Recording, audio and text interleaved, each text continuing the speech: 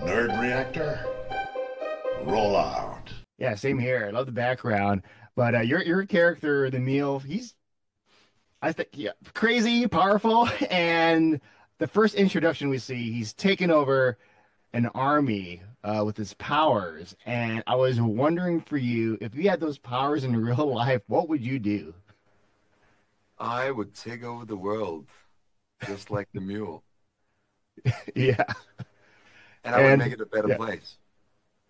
so what would you have in mind for the perfect world for you?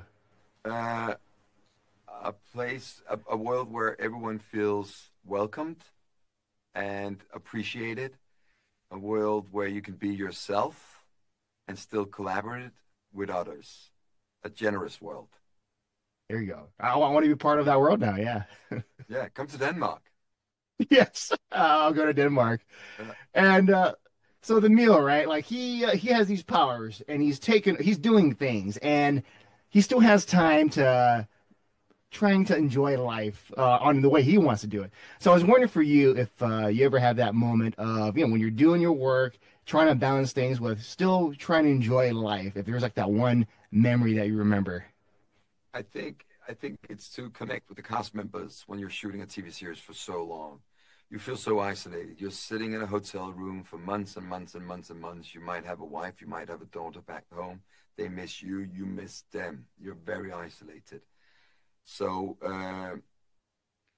getting friends where you're shooting, uh, go visit the local attractions, and read books. That would be my recommendation to keep Oh, sane. oh yeah. And you're no stranger to playing villains because you're the most popular What? one. You're on. What do you mean? Have I done more villains than this one? I don't recall. Yeah. So you're on Greyjoy. I'll make you remember. So Okay, all right. you're Greyjoy, yeah Overlord, Run Sweetheart Run, uh, yeah Uncharted. Yeah, there's been a few. yeah. And that and the meal. So these characters, I don't know if you've ever been at a moment where you're surprised by what your characters do, or you're the type of actor where it's like, all right, let's bring it on. I'm always let's bring it on, but I also get surprised of what other people do. A villain is only as good as how he's written. And in my case, I've done villains that are very well written. I've done villains that are less well written, where you have to add a lot of elements. The case with the Mule, because it's based on Foundation, which is by Asimov and the interpretation of David Goyer, who's the showrunner. It's in a collaboration. It's a mixture of the vision of the showrunner, the directors, the cast members, the makeup department, and etc. All these visions come together and they create the portray of the mule. And you're just there to assist, honestly, and be a good friend, a good colleague, and try to get the best possible material out under the given circumstances. And I think with the show, just this scenery, the background, and just this epic scope. What was that like? Just being there on the first time on the set of this show. It was pretty cool. I was actually off screen doing a scene with Don where he wants to negotiate his position and my position. I have taken over Calgon, and now I'm in a position to negotiate. And he's just like a little fly. I'm going to treat you like you're nothing because that's what the Cleons do, you know? And at one point, I thought the scene was a bit like, yeah, we have to do something unexpected. So while Cassian was trying to negotiate with me being off screen, first day of working, I screamed. I like screamed so loud from the top of my lungs in Cassian's close-up. And he just went like, huh? What was that? And I just said, it's house cleaning. And he was like, okay. And he continued acting. And I love that because it helps your friends create or do a moment of magic that they didn't expect. And it's very much the mule, like all of a sudden do something totally unpredictable just for shits and giggles. Oh yeah, crazy guy. But just want to say thank you for taking the time for doing the interview, and can't wait for everyone else to see how nice of a character you are. Thank you. Thank you. Yeah. All right. So season three, we have this would you're in this Harry is in this cryo sleep. He gets to see just how the second foundation evolves. And I was wondering for you, if you had the ability to go in cryo sleep, would you do it just to see how our society would evolve? I mean, the trouble with that is if you don't like it, you can't go backwards. Nope. If we're playing What If, I'd rather you invented a time machine and I could jump in that and go forward and then come back again if I didn't like the outcome. So you want a safety plan? Listen, you don't jump out of a plane without a parachute. That is true. That is true. And Jared, you're known for playing these brilliant minds, for example, in Chernobyl, and then also in Foundation, of just these guys that want to help out, whether it's containing a disaster or just starting with the, helping with the fall of an empire. And so I was wondering with that, like, what about these characters that speak to you? I mean, the attraction was the way the story was told. It's the writing, the way that the writers approached the narrative. So that's as important as the character. I think that there is something very interesting about playing somebody who is able to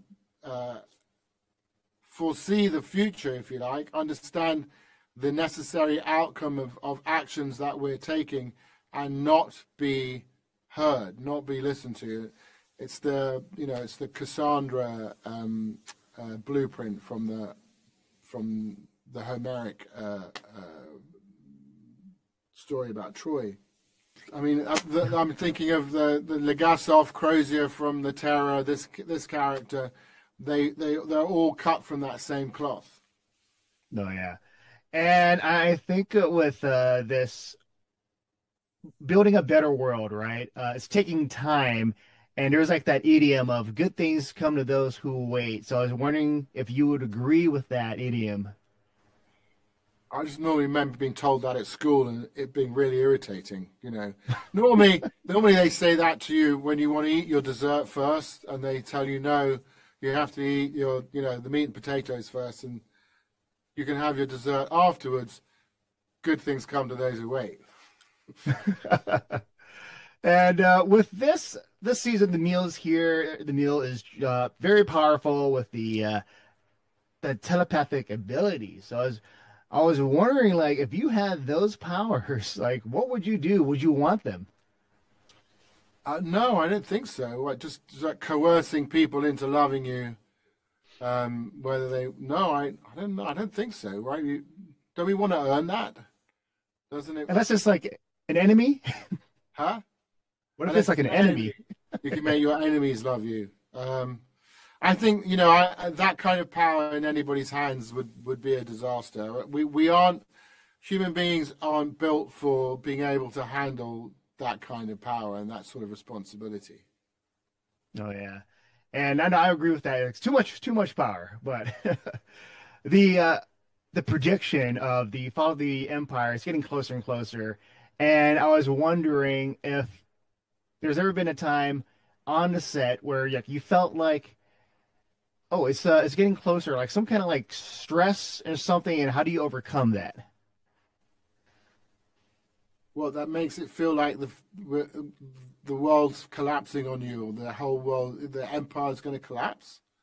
Like things go that badly wrong. Is that what you mean? Or yeah, it's just like in terms of just like let's say in the show, like the world is crazy, but then also on the set, let's say the set could be crazy, right? But then like, is there a moment of like, all right, the craziness, I can see it ending soon, and then we can start building something better. Yeah, well, that's when they call rap. All sets are controlled chaos. They really are. They are kind of, every movie is a sort of miracle in a way, and it's